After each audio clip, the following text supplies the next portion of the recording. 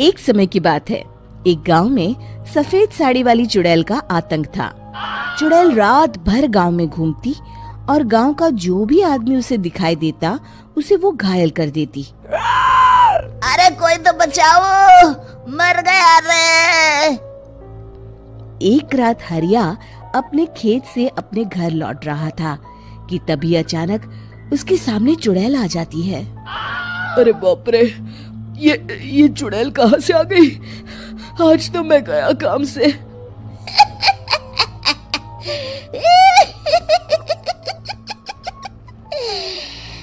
आज मुझे मेरा शिकार मिल गया।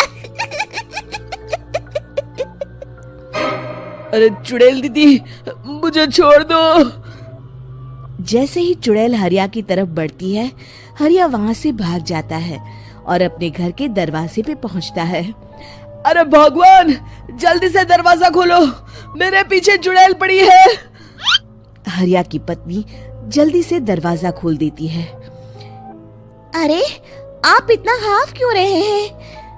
अरे मेरे पीछे चुड़ैल पड़ी है, आज तो मैं बाल बाल बच गया। जल्दी से सभी दरवाजे और सभी खिड़कियों को बंद करके बत्ती बुझा दो। तभी चुड़ैल हरिया के घर के पास पहुंच जाती है। अरे वो आदमी कहाँ गायब हो गया? मैं भी देखती हूँ आखिर कब तक बचेगा।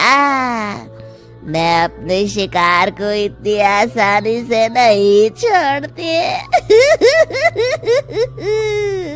इतना कहकर चुड़ैल वहाँ से चली जाती है। वहीं दूसरी तरफ हरिया और उसकी पत्नी दोनों अपने घर की खिड़की से ये सब देख रहे होते हैं। अरे बाप रे, ये तो बड़ी डरावनी चुड़ैल थी। अगले दिन ये बात आग की तरह पूरे गांव में फैल जाती है और धीरे धीरे लोग चुड़ैल के डर के मारे शाम होते ही अपने घरों से बाहर निकलना बंद कर देते हैं। कुछ दिनों के बाद भाई, मैंने तो इस चुड़ैल के डर के मारे रात को अपने खेतों को पानी देना बंद कर दिया है।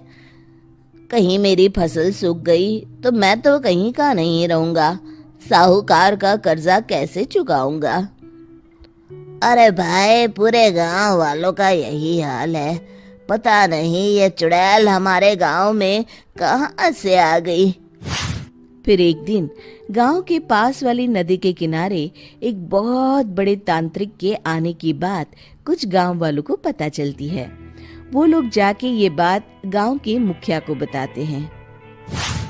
मुखिया जी, नदी के किनारे एक बहुत ही पहुंचे हुए तांत्रिक बाबा आए हैं। हमें उनसे मदद मांगनी चाहिए। मैंने सुना है वो बड़े बड़े भूतों और चुड़ैलों को अपने वश में कर लेते हैं। मुखिया जी सभी गांव वालों को लेकर उस तांत्रिक के पास पहुंच जाते हैं। ओम फट स्वाहा, ओम फट स्वाहा।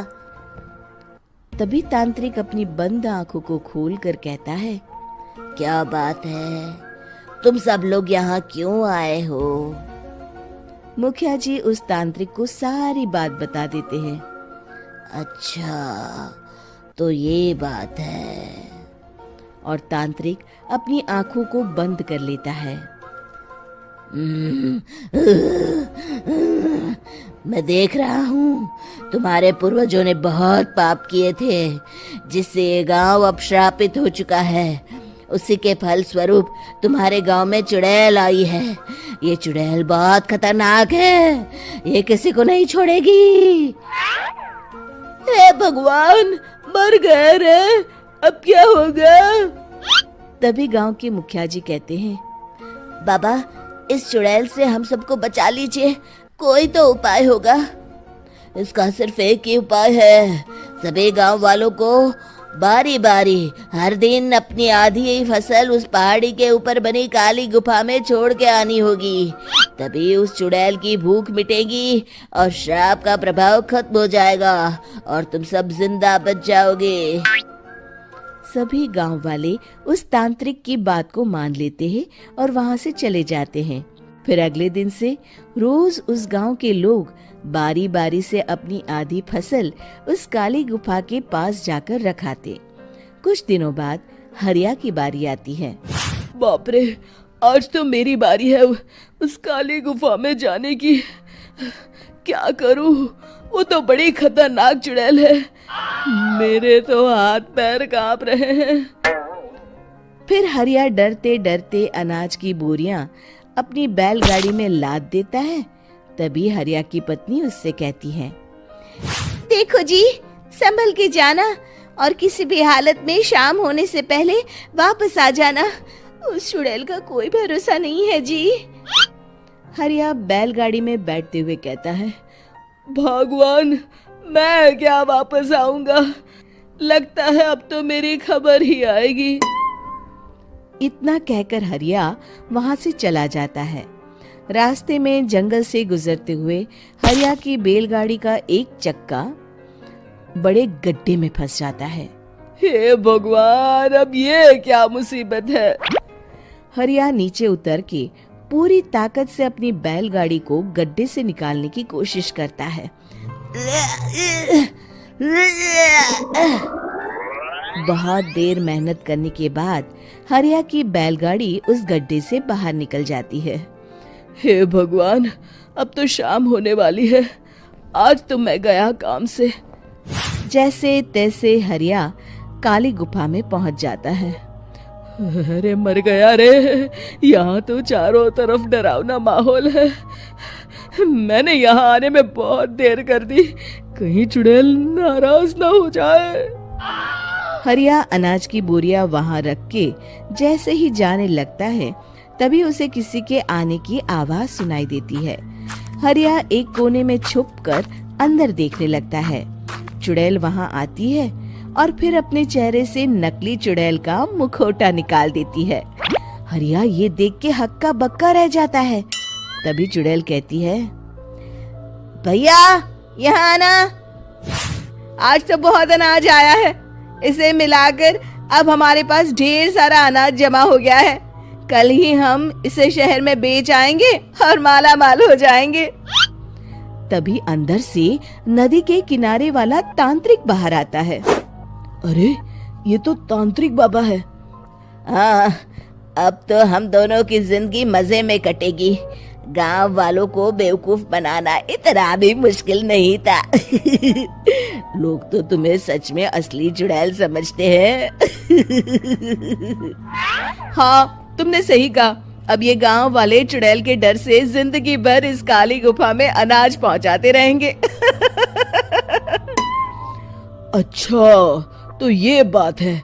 ये दोनों पूरे गांव वालों को बेवकूफ बना रहे हैं। अभी जाकर सबको बताता हूँ। हरिया उन दोनों की पूरी बातें सुन लेता है और जल्दी से वापस गांव में आता है। गांव वालों को पूरी बात बता देता है। इससे पहले वो दोनों हमारा अनाज लेकर शहर जाए, हमें उन दोनों को पकड़ना होगा। उधर दूसरी तरफ नकली तांत्रिक और नकली चुड़ैल बनी औरत एक बड़ी गाड़ी में सारा अनाज लाद के वहां से निकलने की तैयारी कर रहे होते हैं। जल्दी करो, इससे पहले हमें कोई देख ले। हमें यहाँ से निकलना होगा। और तभी वो दोनों देखते हैं कि सामने से सभी गांव वाले अपने अपने हाथों में मशाल लेके आ रहे हैं। दोनों बुरी तरह डर जाते हैं। रुक जाओ, तुम दोनों का भांडा फूट चुका है। अरे मर गए रे, ये गांव वाले कहाँ से आ गए? तुमने क्या सोचा इतनी आसानी से यहाँ से निकल जाओगे? ये अनाज हमने अपने खून पसीने से दिन रात खेतों में मेहनत करके उगाया है। दोनों मुखिया जी के पैरों में गिर जाते हैं। हमें माफ कर दीजिए, हम दोनों एक नंबर के कामचोर हैं। बिना मेहनत किए पैसे कमाना चाहते थे।